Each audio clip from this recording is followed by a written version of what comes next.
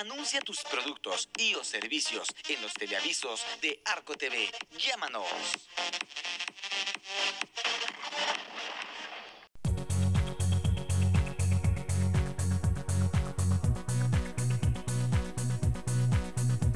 El canal de tu confianza, Arco TV, Canal 12. El canal de tu confianza, Arco TV, Canal 12.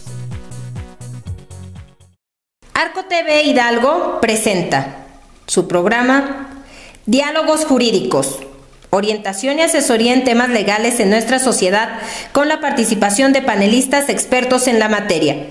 Comenzamos. ¿Qué tal? Estamos en su programa Diálogos Jurídicos. En este programa vamos a hablar de una cuestión jurídica del nuevo sistema penal, que no es nuevo, ya es un sistema penal implementado, y es la prisión preventiva. Para eso nos va a acompañar el licenciado Oscar Mora, que es experto en la materia, y vamos a tener una plática con él para que la ciudadanía esté informada. ¿Qué es esto? ¿Cómo se está tratando? ¿Cuáles son los beneficios? ¿Cuáles son los perjuicios que puede llegar a tener? Bienvenido, licenciado. Gracias por la invitación. Aquí estamos para servirles y para tener sus preguntas. Muchas gracias. Claro, licenciado, ¿qué tendríamos que entender primeramente por la prisión preventiva?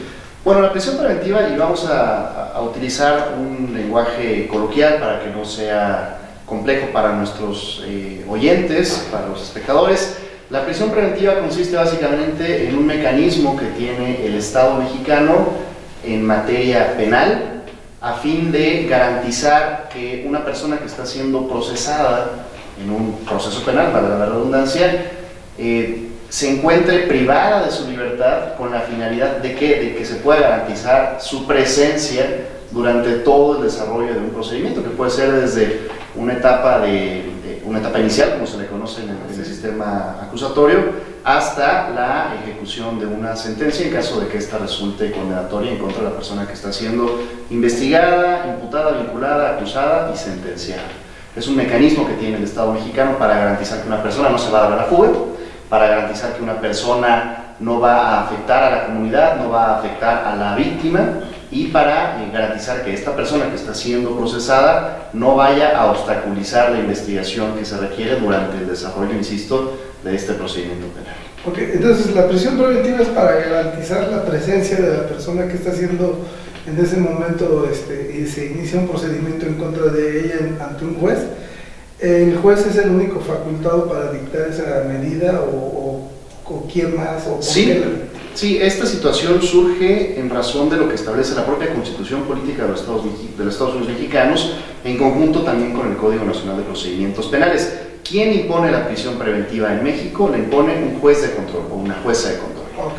Okay. ¿Quién dice qué delitos ameritan una prisión preventiva? Porque hay que distinguir entre prisión preventiva oficiosa y prisión preventiva justificada, pero es la propia Constitución Política de los Estados Unidos Mexicanos, en conjunto también con el Código Nacional de Procedimientos Penales, en donde se establecen qué artículos o qué delitos, mejor dicho, tanto del fuero local como del fuero federal, son meritorios de aplicárseles una prisión preventiva de forma obligada, vamos a llamarlo de esa manera, ante cualquier investigación y proceso penal que se esté instaurando en contra de una o varias personas. O sea, la prisión preventiva oficiosa ya viene estipulado qué delito es el que amerita prisión preventiva oficiosa. Así es. Y la no oficiosa, esa la va a decretar el juez en razón a qué. Justo es lo que se ha venido debatiendo en los últimos años, porque el tema de la prisión preventiva oficiosa ha estado en boca de quienes nos dedicamos a esta cuestión del litigio en materia penal, en boca de legisladores, en boca de políticos. Ha sido un tema bastante manipulado, si me permiten la expresión de la palabra. ¿Por qué? Porque hay dos vertientes y ahorita me gustaría entrar a ese dilema, ¿no? De qué es lo que conviene a una sociedad democrática, la prisión preventiva oficiosa o la prisión preventiva justificada. Y justo lo que comentabas hace un momento, la prisión preventiva justificada, a diferencia de la oficiosa, la cual es obligatoria, en la cual no se debate si hay riesgo de fuga o si hay riesgo de obstaculización de la investigación, en la justificada sí. Y la prisión preventiva justificada atiende a los elementos esenciales y requisitos elementales de todas las medidas cautelares, que es atender al riesgo de fuga, al riesgo de obstaculizar la investigación y al riesgo de afectar a la víctima, testigos o la comunidad. Si esos tres riesgos se llegaran a actualizar en cualquier investigación con independencia del delito del que se trate, sea del fuero local o sea del fuero federal, entonces el juez de control, a petición de la Fiscalía o del Ministerio Público, podrá imponer al imputado o a la imputada la medida cautelar de prisión preventiva justificada. Por eso se llama justificada, porque se requiere presentar argumentos y datos de prueba ante el órgano jurisdiccional para que éste a su vez valore y determine si efectivamente es riesgoso que una persona durante un procedimiento, hasta en tanto se dicte una resolución, esté en libertad o no. Si resulta que esta persona cuenta con esquemas de riesgo altos para la comunidad, para la investigación o para la propia víctima, entonces el juez puede aplicar la prisión preventiva, siempre y cuando se genere un debate. Eso es parte también de lo que se está buscando con este sistema acusatorio, que se genere una contradicción de argumentos entre las partes y que las partes puedan presentar a su vez razones para defender una prisión preventiva en conjunto con la Fiscalía o para oponerse a una prisión preventiva. Lo que es debatible y lo que ha estado, insisto, de forma crítica en los últimos tiempos en nuestro país es analizar si es conveniente aplicar de forma obligatoria la prisión preventiva para uno o varios delitos, ¿no? Y es donde en los últimos meses, en los últimos años, los propios legisladores de nuestro país han utilizado la figura de la prisión preventiva oficiosa como un esquema de populismo penal, si me permiten la expresión de la palabra, como un esquema en donde yo vendo la idea de que aplicando la prisión preventiva oficiosa estoy impartiendo justicia, cuando no es así. Debemos quitarnos esa idea de que la prisión preventiva oficiosa es sinónimo de justicia, porque me parece que todo lo contrario. Desde mi punto de vista, y comparto el criterio que han tomado distintos organismos internacionales, organismos nacionales, la propia federación, los propios estados, en fin, en cuanto a que la prisión preventiva oficiosa resulta ser inclusive un parámetro que vulnera directamente el derecho de la presunción de inocencia, que por supuesto se nos reconoce a todos por igual. En consecuencia, creo yo que el uso excesivo de la prisión preventiva, y más aún de la prisión preventiva oficiosa, más allá de generar esquemas de seguridad jurídica, más allá de generar una percepción de justicia, lo único que puede generar, y ya está generando, es un esquema de impunidad y un esquema de, vamos a llamarlo así, de maquillaje de una deficiente investigación por parte de las autoridades de procuración de justicia a nivel nacional. ¿Crees que se esté utilizando la prisión preventiva como una medida política posiblemente, o como un medio inquisitivo para fortalecer un sistema decadente en esta cuestión? Me parece que sí. A ver, no estoy yo en contra de que a una persona, en tanto se le investigue y en tanto se le pueda procesar, en tanto se le pueda dictar una sentencia y llevar a cabo un juicio, tenga que estar privada de su libertad. Entiendo que hay situaciones en donde de verdad el riesgo es altísimo. Si una persona que está siendo procesada lleva su proceso en libertad, ¿no? Y esta persona tiene, vamos a poner ejemplos, si tiene domicilios en el extranjero, y tiene visa vigente, y tiene pasaporte, y tiene facilidad de traslado de un lugar a otro, y no hay la certeza, aun y cuando se le apliquen otras medidas cautelares, que ojalá podamos entrar en un momento dado a ese tema, y aun y cuando estas medidas cautelares se le puedan aplicar y no sean suficientes, entonces creo yo que sí, el Estado se tiene que ver obligado, para garantizar la presencia de esta persona y para garantizar la seguridad de los demás, obligado a que esta persona se encuentre privada de su libertad. Pero tiene que ser la excepción a la regla. La regla general tendría que ser que todas las personas que en algún punto sean procesadas o vinculadas a proceso, vamos a llamarlo así, en un procedimiento penal actual, bajo el sistema acusatorio, deberían poder enfrentar su proceso en libertad. Deberían poder enfrentar su proceso en libertad. La posibilidad existe, pero no para todos los delitos y no para todos los escenarios. Yo te pongo un ejemplo muy concreto de cómo es tan ineficaz esta cuestión de la prisión preventiva en algunas ocasiones, y cómo es que el legislador ha abusado, me parece, de esta figura con la finalidad, insisto, de vender una idea de justicia, lo cual queda bastante lejos de lo que se podría entender por justicia social.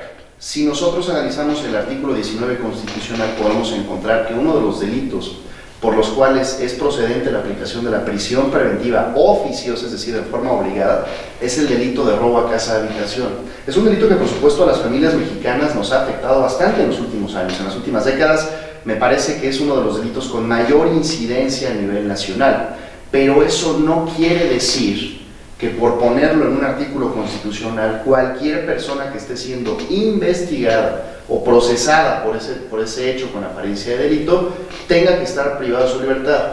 Si la esencia o uno de los elementos esenciales del cambio de paradigmas entre un sistema escrito, como era el inquisitivo, a un sistema preponderantemente oral, como es el acusatorio, era precisamente, entre otros aspectos, el disminuir no solamente la carga de trabajo de los tribunales, sino también la saturación de las cárceles en México, no podemos entonces colocar este tipo de situaciones en una norma constitucional en donde lo que se está generando es que todavía se saturen más las cárceles y que todavía se saturen más los juzgados y que las fiscalías tengan el triple trabajo y que esto no pueda avanzar. Si una persona ha sido investigada o está siendo procesada porque se robó o porque probablemente, principio de presunción de inocencia, porque probablemente se robó un celular de una casa, automáticamente la ley dice que tendría que estar, una vez que se ha vinculado a proceso, tendría que quedarse en prisión preventiva, ¿no?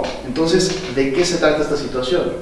Esa es la sí, es muy inquisitivo esa parte de esta medida cautelar, porque como bien lo dices, es una de las medidas cautelares.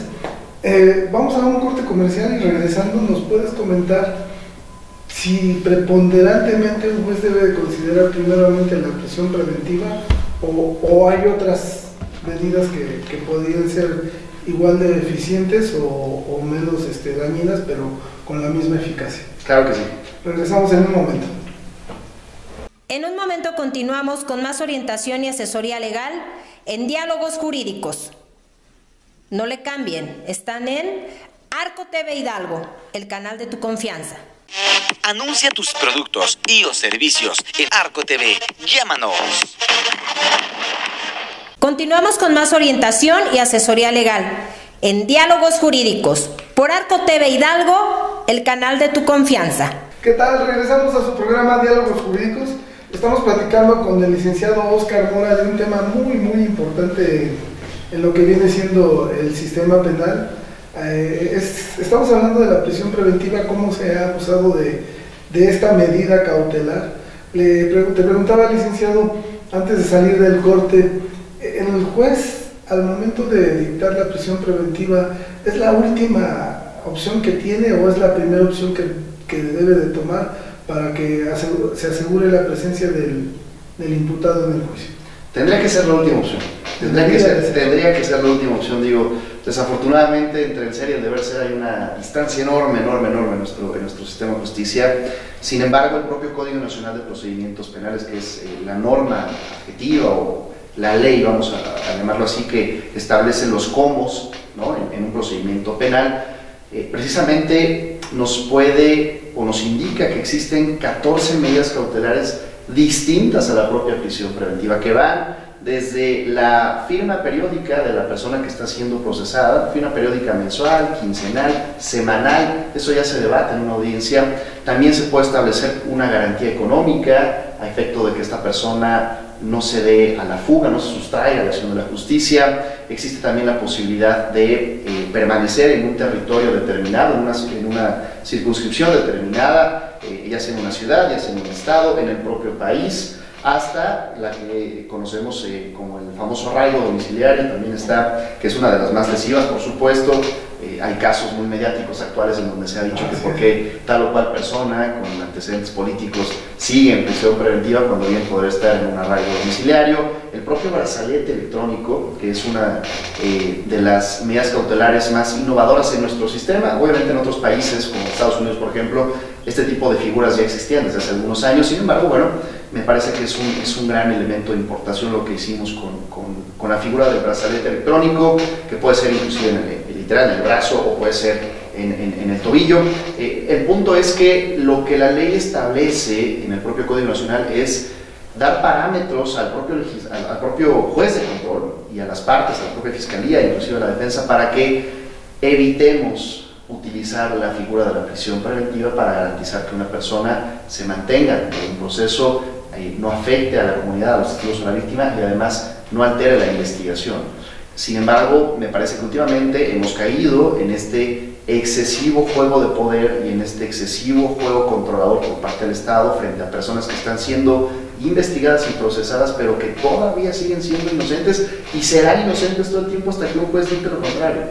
El hecho de privarlas de su libertad durante una investigación criminal o durante un proceso penal, creo yo que va en contra de la dignidad de la persona, creo yo que va en contra del principio de presunción de inocencia. ¿Por qué? Porque lo estamos utilizando como una pena anticipada y no se trata de eso. Ya lo comentábamos en algunos otros espacios.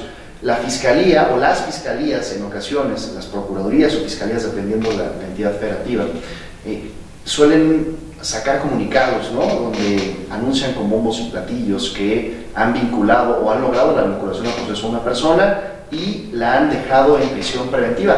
Y después, por una mala investigación, por un mal litigio, por una falta de capacitación de los operadores jurídicos que tienen la carga de la prueba, resulta que esa persona obtiene su libertad en un juicio. Y lo que hacen las fiscalías o las procuradoras es decir, bueno, pero ya lo tuve en la cárcel 2 años o 1 año y medio, desde que lo vinculamos hasta que llegamos al juicio. No se trata de eso. No se trata de vender la idea de que vamos a maquillar las deficiencias de las fiscalías en las investigaciones o en la persecución de delitos, teniendo una persona en prisión preventiva. Entiendo quizás la idea que pretende mostrar el legislador o el político mexicano ante la sociedad al momento de hablar de la prisión preventiva y meter cada vez más delitos al catálogo de aquellos que ameritan esta figura procesal. Pero creo yo que tendríamos que preocuparnos más como sociedad y como gobierno quizás en una adecuada preparación de las autoridades que llevan a cabo la investigación y persecución de delitos, desde el policía hasta los peritos, los propios fiscales, ministerios públicos, agentes de investigación, para que tengamos una investigación sólida, un caso adecuado, un caso fuerte, y que esto implique, por supuesto, en caso de ser necesario, pues un dictado, un fallo condenatorio, y que esta persona que resulte culpable de tal o cual delito, bueno, pues obtenga una pena de prisión, sin que esto, reitero, afecte el derecho de presunción de inocencia. Prácticamente está siendo juzgado en el mismo proceso, ¿no? Así es. Licenciado, es de verdad muy discutible, muy debatible este tema.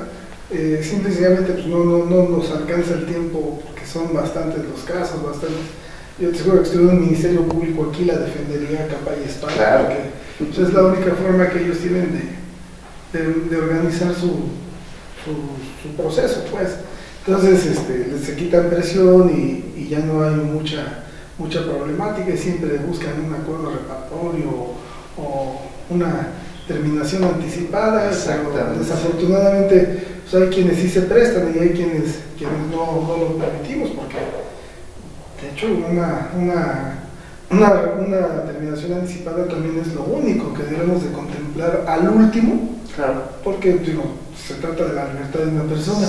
Hablabas de que debe haber un debate al momento de que se le solicita al juez por parte del Ministerio Público la medida cautelar de prisión preventiva. ¿Cómo es ese mecanismo? Bueno, partimos de los 3 riesgos que he comentado hace un momento.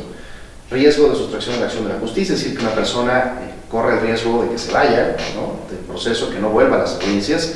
El riesgo de afectar a la víctima dependiendo de la naturaleza del hecho inclusive, y el riesgo de obstaculizar la investigación. Esto ocurre mucho con servidores públicos que son vinculados a procesos por delitos relacionados con la corrupción y el ejercicio indebido del propio servicio público.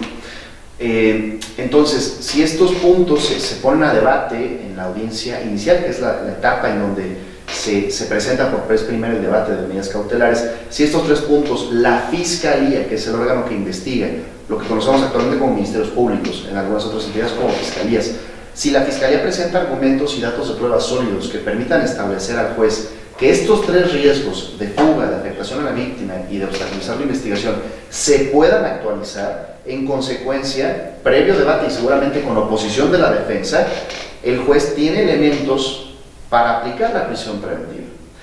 Lo que ocurre con la prisión preventiva oficiosa es que las partes ni siquiera tienen que debatirlo. Las partes ni siquiera tienen que debatir si hay riesgo de fuga, si la víctima puede ser afectada, si el testigo puede ser intimidado, si la investigación puede ser contaminada por el imputado. No hay debate. Es oficiosa. Es oficiosa, se aplica porque se tiene que aplicar. Entonces, ¿cuál es la esencia del sistema acusatorio en una aplicación de una medida cautelar como esta? Si el sistema acusatorio, o uno de los puntos fuertes del sistema acusatorio, es precisamente el principio de contradicción, es decir, que las partes debatan entre sí cualquier elemento que esté dentro del procedimiento, pues evidentemente la prisión preventiva no va a permitir este debate y rompe la esencia de la prisión, del principio de contradicción, entre otros tantos. Entonces, sí se genera en la etapa inicial, cuando una persona es vinculada a proceso, ahí se genera el debate de la imposición de la medida cautelar. Hay ocasiones, por ejemplo, en donde ni siquiera es necesario aplicar una medida cautelar. Si la persona es vinculada a proceso, pero además compareció de manera voluntaria y durante el desarrollo de la investigación ante el Ministerio Público compareció en compañía de sus abogados o abogadas, intentó inclusive llegar a cabo algún acuerdo reparatorio y finalmente la Fiscalía no encuentra elementos para imponer una medida cautelar, pues simple y sencillamente, bajo el principio de buena fe y lealtad que tiene que regir este sistema acusatorio, las partes invocan la falta de necesidad de imposición de una medida cautelar. Es decir, al momento de que llegue ese punto en el debate, el juez le pregunta a las partes, ¿hay alguna solicitud de medida cautelar? Y la Fiscalía, en algunas ocasiones, son pocas desafortunadamente, pero bueno, también entiendo la postura que ellos tienen, en algunas ocasiones suele no pedir la imposición de ninguna medida cautelar y en consecuencia el imputado es vinculado a proceso, pero sin la necesidad o sin la obligación de sujetarse a tal o cual circunstancia frente al Estado para garantizar, insisto, que estos riesgos no se generen o no se aumenten dependiendo de la situación. Es muy raro que el Ministerio Público no. Es muy raro, muy pocas veces. Sería muy raro. Prácticamente ya es como parte del machote que ellos ya llevan, pero ahí es donde hay una falta de la buena fe que tanto alegan ellos. Así es. Sí, también. Sí, ellos, su argumento es la buena fe cuando todo viene de muy mala fe. Licenciado, ese debate, en esa etapa de debate, estamos entendiendo que mucha gente, pues apenas incluso está conociendo del proceso, en muchas de las veces está conociendo del proceso, entonces no va a tener, pues igual y si es un buen abogado como tú que nos acompañas, gracias, igual y si tiene un buen argumento, pero la mayor de las veces es muy complicado, ¿no? Es bastante complejo. Finalmente, el sistema acusatorio, como bien lo decías al inicio, me parece que ya está entrando en una fase de consolidación. Ya no tanto la implementación creo que la dejamos en los primeros 3 años, quizá 4, considerando que esto empezó a nivel nacional en todo el país en el año 2016. En Hidalgo, por ejemplo, en Pachuca entró en noviembre del año 2014. Ya vamos para 10 años prácticamente de la implementación del sistema acusatorio en nuestra capital. Sin embargo, me parece que al día de hoy sigue habiendo una deficiencia en la capacitación de los servidores públicos que participan en el proceso penal. Me refiero a agentes del Ministerio Público, me refiero a cierto sector de elementos de la Policía de Investigación, que afortunadamente cada vez es menos, pero el rezago sigue siendo importante.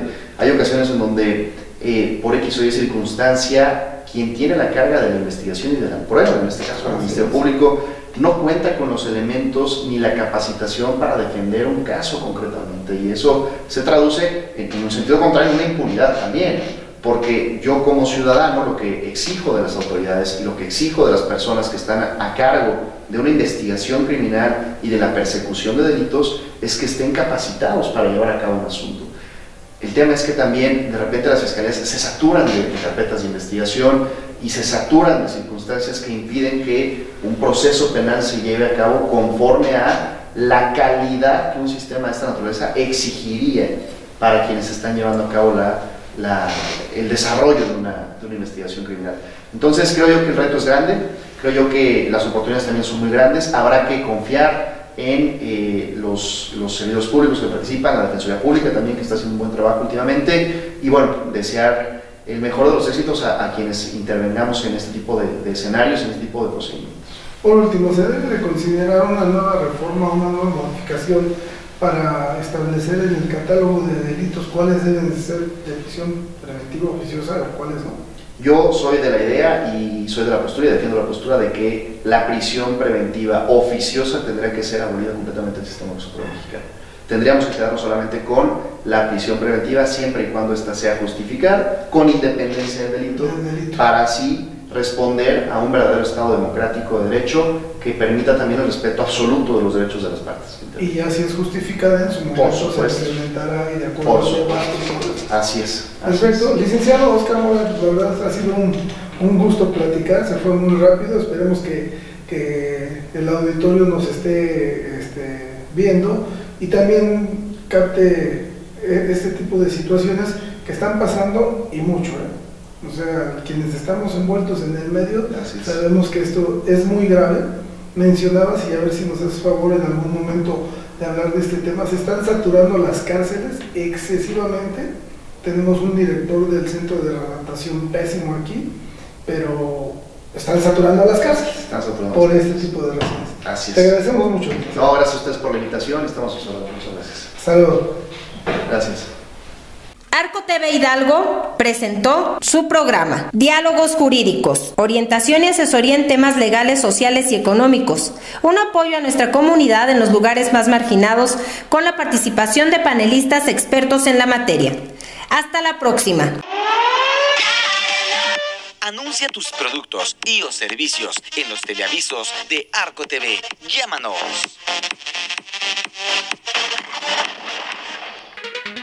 La información es poder y el poder se los da.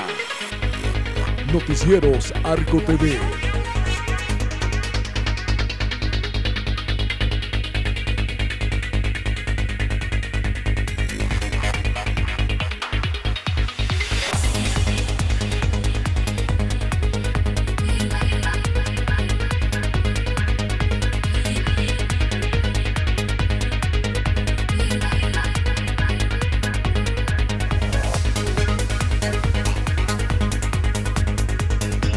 Información es poder y el poder se los da. Noticieros Arco TV.